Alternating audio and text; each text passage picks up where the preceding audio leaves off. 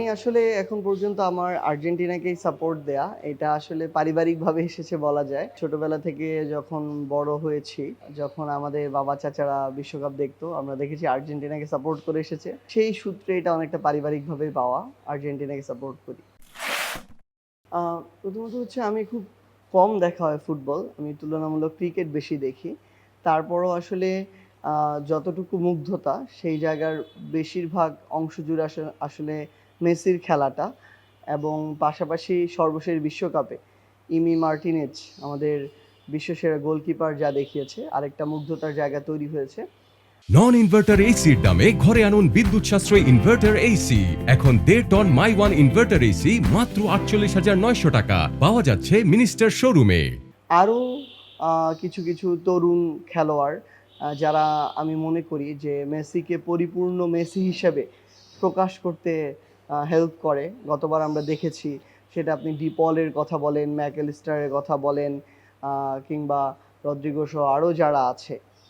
As a whole আমার কাছে মনে হয় যে সবাই তাদের জায়গা থেকে মেসিকে মেসি হিসেবে তৈরি করছে এবং মেসি হতে সহযোগিতা করছে এবং তাছাড়াও তার আমার কাছে মনে হয় অতি মানবীয় কিছু ড্রিবলিং বলেন, পাসিং বলেন কিংবা ফিনিশিং বলেন, এটা তো অসাধারণ এবং আমরা সর্বশেষ বিশ্বকাপেও যেটা দেখেছি, যেটা নিজের চোখে দেখা আসলে যে এমন কিছু পাস কিংবা কিছু ড্রিবলিং যেটা হয়তো অন্য কারো বেলা কল্পনাও করা যায় না। তো সেই জায়গা থেকে অবশ্যই এই মুহূর্তে পৃথিবীর যাদের খেলা উপভোগ করি আমি, তাদের মধ্যে মেসি সবার আগে এগিয়ে থাকবে। খুব স্বাভাবিকভাবেই ডি মারিয়াকে মিস করা হবে। স্পেশালি যখন দেখবেন যে আমরা কোয়ার্টার ফাইনাল, সেমিফাইনাল কিংবা ফাইনালের মঞ্চে থাকবো, তখন আরও বেশি মিস করা হবে। কারণ এটা লম্বা সময় ধরে দেখা গিয়েছে যে ওই বড় যে ম্যাচগুলো থাকে সেমিফাইনাল, ফাইনাল, তখন ডি মারিয়ার গোল থাকে।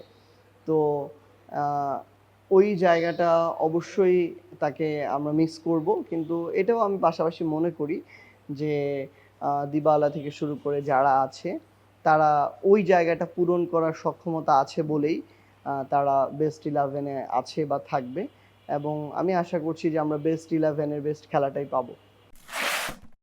আমি চাই সেখানে আর্জেন্টিনা অবশ্যই থাকবে, ব্রাজিল থাকুক, পর্তুগাল থাকুক, এই তিনটা আমি আমার জায়গা থেকে অবশ্যই চাই।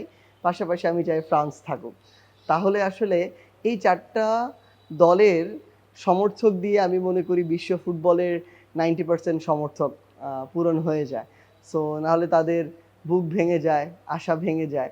সো আমি চাই শেষ পর্যন্ত এটা থাকুক। তবে নতুন দলগুলো যেই খেলা দেখাচ্ছে এবং যে প্রতিযোগিতাটা করছে এটা অসাধারণ। আপনি দেখেন মরক্কোর মতো দল, তাদের জায়গা থেকে আমরা অসাধারণ খেলা দেখছি কিভাবে ব্রাজিলকে তারা থমকে দিল। আপনি দেখবেন স্পেনের সাথে গতকালকে যখন খেলা হয়েছে কি অসাধারণ খেলছে। তো আমি এটা চাই আসলে ইরান কিংবা মরক্কো কিংবা নতুন যে দেশগুলো কেপ ভার্দে থেকে শুরু করে যারা খেলছে তারা ভালো করুক, নতুন কিছু চমক আসুক।